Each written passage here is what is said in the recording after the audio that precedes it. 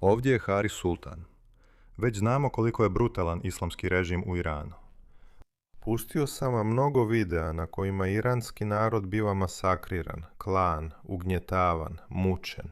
Većinu tih videa još ne mogu pustiti zbog YouTube pravila. Ali stavit ću poveznice u opisu ili u komentaru koji će biti prikačen na vrhu. Dakle, svatko tko misli da lažemo ili izmišljamo, neka sam pogleda. I to sve čini još tragičnijim što imamo toliko ljudi na zapadu koji sline za tim ljudima. Oni doslovno sline za njima. Mogu razumjeti da mrziš Izrael, jer u svom iskrivljenom pogledu na svijet misliš da oni tlače ljude. To je doseljenička, kolonijalna etno država, ili koje god floskule koristili. U redu. Ali ono što nema smisla je kako možeš podržavati te ljude. Danas sam ti donio još jednu priču. Poslušaj ovu Iranku. Ona će ti ispričati što je islamski režim učinio dvijema medicinskim sestrama koje su samo brinule o ozlijeđenim prosvjednicima. Prosvjednicima koje je također ozlijedio režim. Video je sinkroniziran na engleski pomoću umjetne inteligencije. Za one koji sumnjaju u autentičnost, poveznica na original je u opisu pa ga možete provjeriti sami. Iran International dobio je ekskluzivne informacije i dokumente o strašnoj katastrofi u bolnici za srce Rajai u Teheranu. 18. dana mjeseca Dej, dvije medicinske sestre koje rade u bolnici Rajai. Oprostite, 9. siječnja, to je ono što je htjela reći. IRGC je isključio internet od 8. do 10. siječnja i u te dvije noći ubio do 30.000 ljudi. Sam islamski režim priznao je da je ubio 3.000 prosvjednika koje je nazvao mučenicima. Ako su priznali ubojstvo 3.000 ljudi, koliko su ih stvarno ubili? Da, mnoge ugledne organizacije procjenjuju taj broj na 30 do 40.000 ljudi. Deseci tisuća su također ozlijeđeni. Bilo je i izvještaja da su IRGC-ovi nasilnici odlazili u bolnice i pucali ozlijeđenim prosvjednicima u glavu. A onima koji su ih liječili, ovo im se dogodilo. Dvije medicinske sestre iz bolnice Rajai uhićene su jer su pružale pomoć prosvjednicima, te su više puta bile mučene i napadane. Sigurnosne snage su 18. dana mjeseca Deđa ušle u bolnicu Rajai, pucale na neke ranjene i zabranile medicinskom osoblju da pomaže ozlijeđenima. Oko 30 zaposlenika te bolnice, gotovo polovica, odbilo je naredbu, a najmanje 7 medicinskih sestara nastavilo je s liječenjem. 7 nesretnih osoba pretučeno je i prisilno premješteno na niže katove bolnice. Snage sigurnosti brzo su pucale na dvije medicinske sestre i ubile ih pred kolegama. Njihova tijela pronađena su nekoliko dana kasnije u pritvorskom centru Karizak. Dvije od tih medicinskih sestara su u trenutku uhićenja bile podvrgnute teškom mučenju i zlostavljanju. Ponekad su korišteni strani predmeti za silovanje.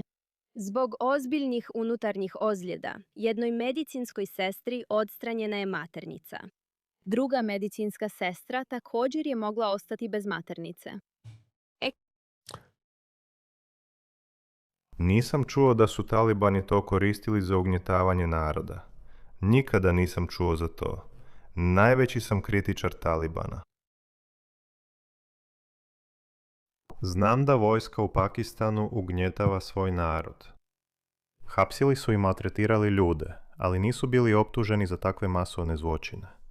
Nakon uhićenja Imrana Hana čuli smo takve izvještaje, ali prije toga to se nije događalo.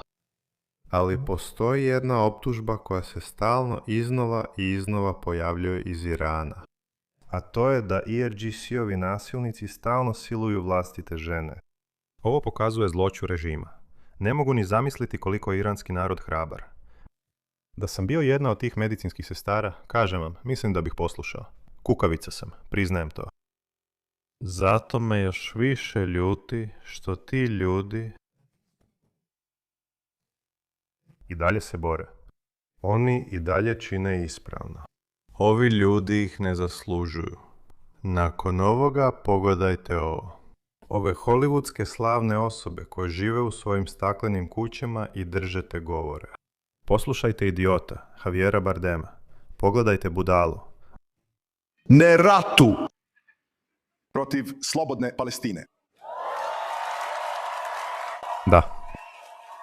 Dobio si svoj pljesak, jel da? Dobio si svoj pljesak. Bravo. To su oni kojima se ovi ljudi ulizuju. Upravo sam ti pokazao kakvim se ljudima ti idioti ulizuju. Pogledaj ga, još jedan idiot. Tako sam otvoren. Jupi! Ne plaćam nikakvu cijenu za davanje glamuroznih modernih izjava.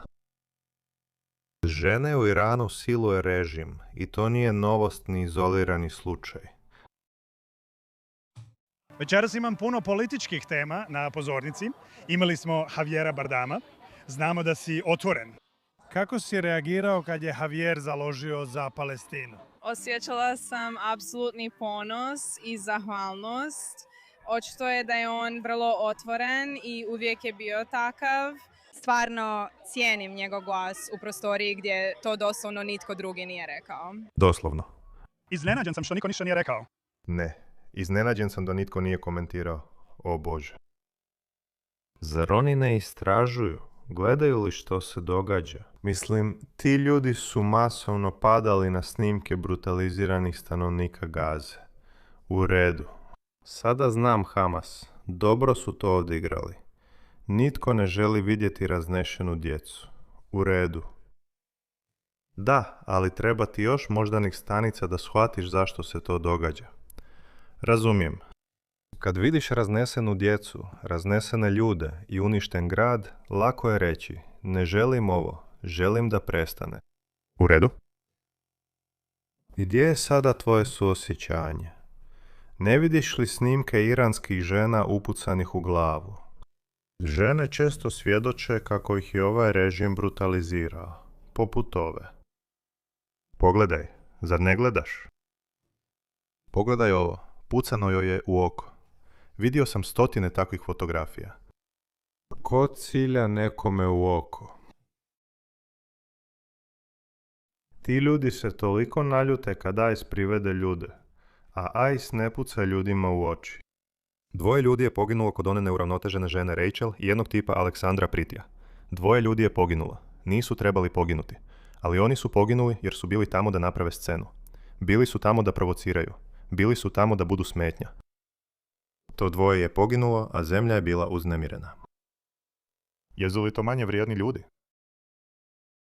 Zar li ti ljudi nisu vrijedni suosjećanja? Ne razumijem te hollywoodske celebe. Zar im nitko ne može prići i reći, hej, što mislite o ovome? Što mislite o ovom videu? Zašto podržavate taj režim? Podržavali ste civile Gaze, ali zašto podržavate te mule?